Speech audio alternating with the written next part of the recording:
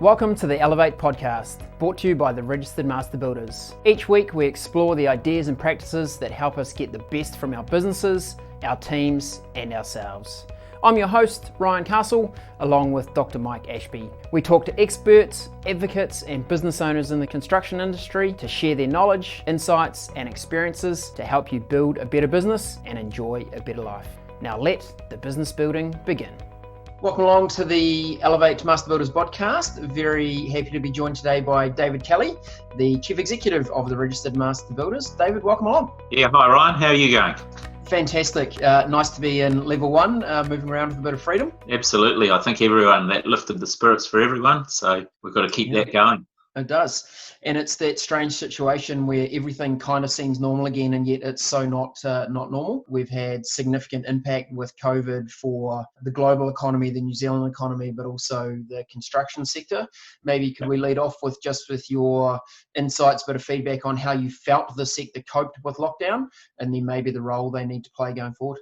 Yeah, look, obviously a tough time for everyone, both the construction sector and every other sector in New Zealand. It's business-wise, but it's also personal. You know, how you're feeling, how you're coping yourself, how's your family coping, how they're feeling about things, and then how do you come out of it in terms of, is there a hangover effect in terms of just general anxiousness? And so I think generally people coped as well as you could expect. There was just so much uncertainty, Ryan, I think, for everyone. So moving back through the levels reasonably quickly, I think made just a huge impact on people's psychology. They felt, okay, I've got a bit more control over what's going on. I think one of the interesting things that Master Builders took a leadership role in was helping to define the back to work protocols. So as we move back to level 3, what do you need to put in place around hygiene, contact tracing and all of those things? And what I was interested in was some feedback from people about how they coped with those different levels. And some people actually said, some builders said, you know what, some of this we should keep going. There's some basic stuff around hygiene which just makes sense. The cost of some basic hygiene is very, very low, and the potential return is much higher in terms of reduced illness, time off work, etc. So it's kind of, we should have been doing this stuff all along, so let's keep it going for goodness sake. The other thing I heard from, not from everyone, but from a few people was actually there's some productivity lessons to be learned here by managing the site well, managing the subcontractors, not having too many people. It does take organisation, but I mean, that's part of running the business. So I think if we're smart as an industry, we'll learn something from it. Yeah. David, we've been obviously speaking with members during the COVID, and we've been asking them, what would you try to keep in place? And one thing that's come back from lots of the members is just that appreciation for spending time to work on the business. Many of them have been in that mode of being very busy and always on site and kind of always running around, not feeling like they've got a lot of maybe control on the business. And COVID actually almost forced them to have some time where working on the business was the only option. And a number of them have fed back to us that that's something that they're going to try and keep in place, is having, maybe half a day or a couple of hours a week or a day a week as the owner or general manager of that business to actually spend time working on it rather than in it. Oh, I think that just makes sense. And it's really heartening to hear people say that. And I think over the next few months, maybe the next 12 months, that's going to become even more important. We know that there are going to be some bumps along the road in terms of the economy, and construction is certainly not immune from that. So working on the business will be even more important to make sure that fit for purpose. I think one of the other things that I heard, which was, again, really heartening, was people taking the time to use the Elevate modules, yes, which is part of working on the business, but also encouraging their staff. I heard from one of our members who's more in the commercial space, where they were using technology to get all of their apprentices together once a week to talk about what they were doing or what they were learning, and setting some tasks about completing a couple of modules. And they're firmly of the view that will make a big difference to their business. Absolutely. Thinking about that medium and long-term growth of your people and what it will mean going forward.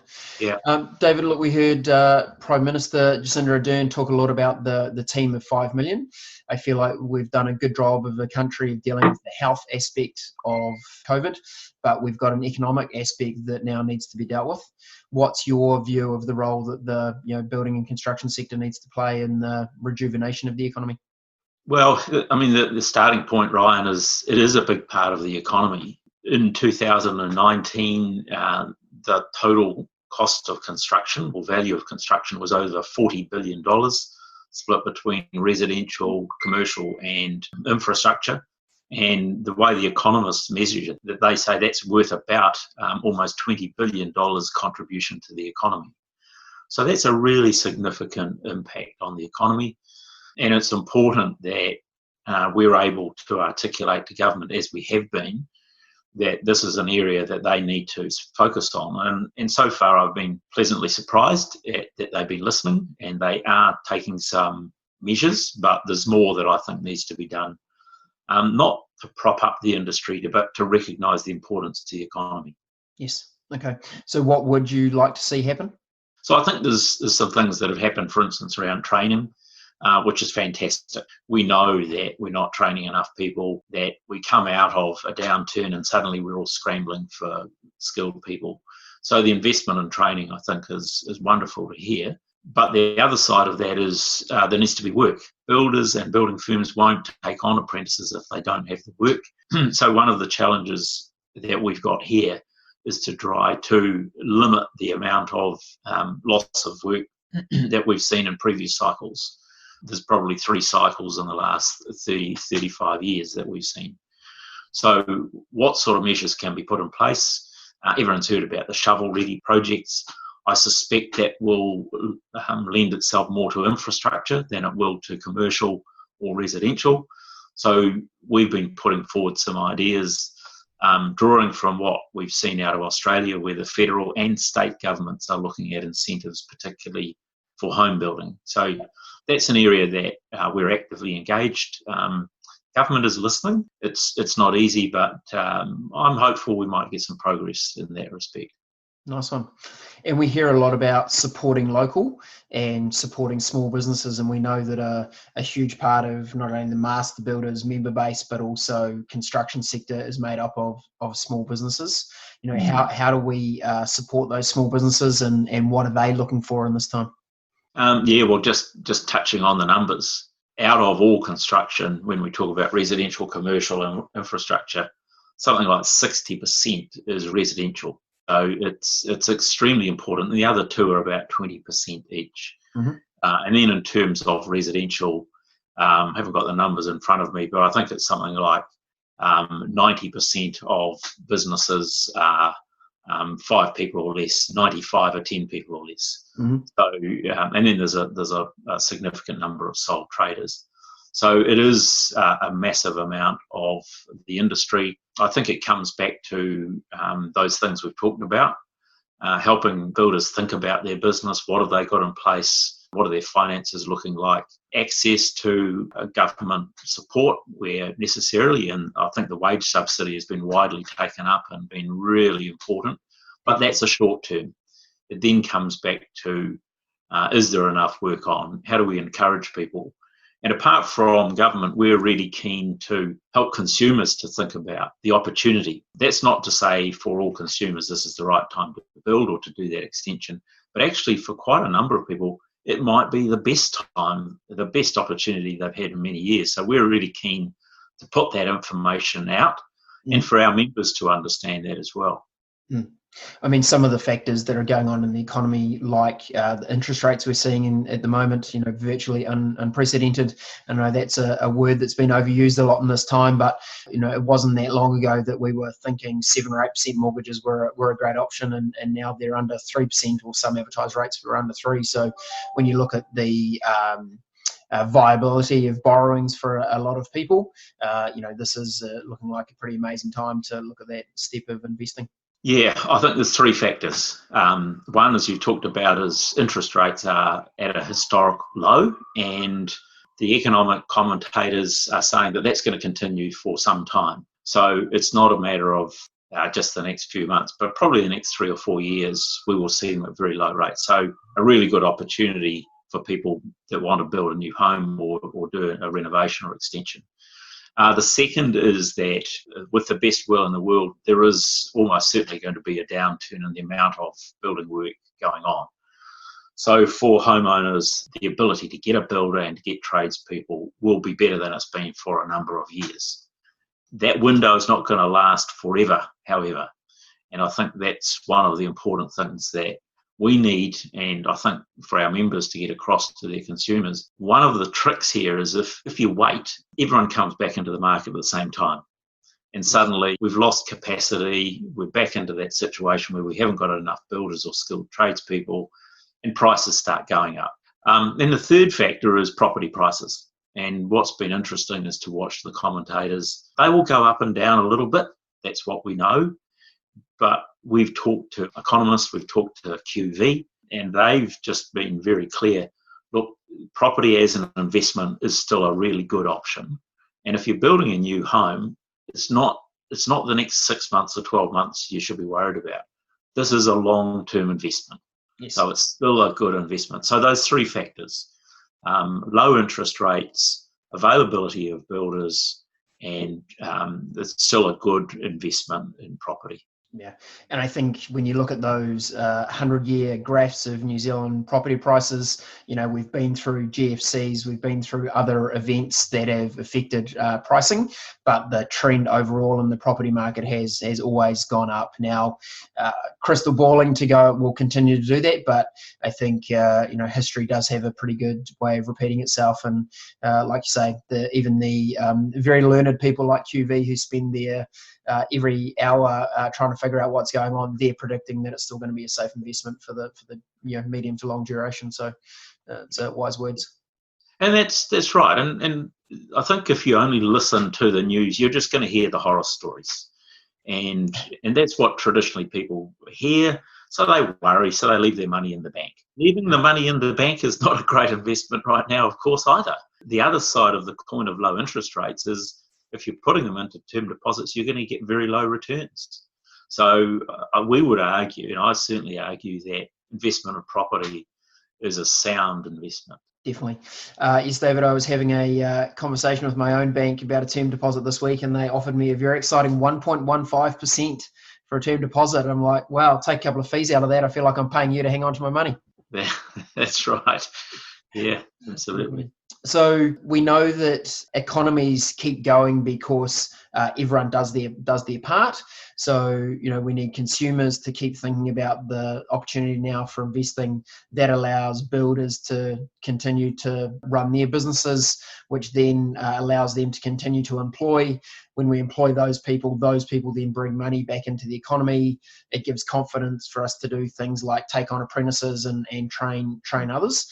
So it's fascinating as you get this one small decision by one person, and it has a massive flow on into a sector like construction. Yeah, I think realistically, we do want consumers spending money. It is important to the economy.